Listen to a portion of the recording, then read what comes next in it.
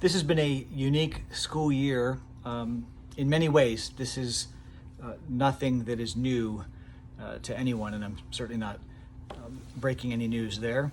But in other respects, it has or it will continue to follow a fairly familiar script. The first few weeks of every school year are seasoned liberally with optimism about how good everything is going to be that year. For some, that optimism eventually yields to maybe quiet recognition or blissful ignorance as that excitement wanes and that evident enthusiasm early on becomes pretty seriously misaligned with the way things are actually going.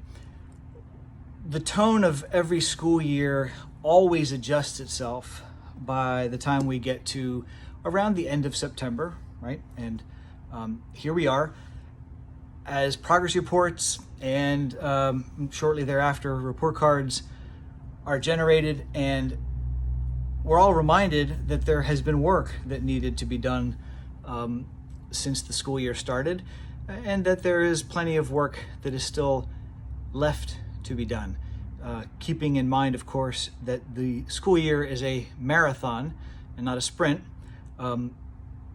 Metaphorically, then, we're approaching the end of mile 5 with well over 20 miles still left to go.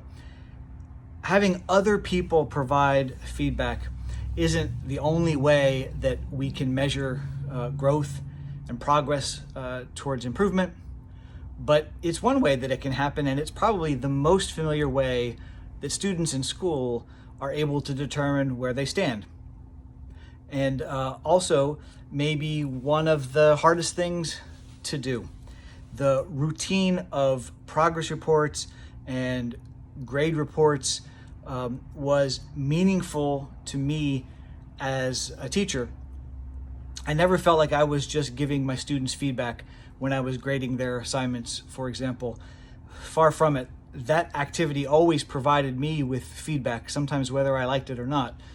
And so as much as it might have seemed to my students that the burden of the weight of that process fell on them, some of that was felt by me also. It isn't just students that benefit from the process of feedback on campus. Over the next couple of weeks, I'll be working with division directors and with our faculty to begin the process of providing feedback to teachers, and I'll do likewise with administrators and with staff in respect of the roles that they play here at St. Luke's towards the execution of our mission. We'll also be looking to involve parents and students in this as well, beginning with a survey that we're hoping to send out this week to students and parents who are participating in one way or another in virtual learning, to try to gather some input on what their experience has been like thus far. This topic of feedback can be a pool as deep or as shallow as you choose to make it. As long as I'm here, I will want us to see the exchange of feedback as an opportunity to improve. That view or that perspective means that we'll need to try to give equal attention to how we can best give feedback, as well as how we can best receive it. I'm pretty sure that no matter how good we might be at it right now, we can get better and we can improve. And that means that St. Luke's can get better and improve. And that's an outcome that I think will always be worth working towards. Go Wildcats!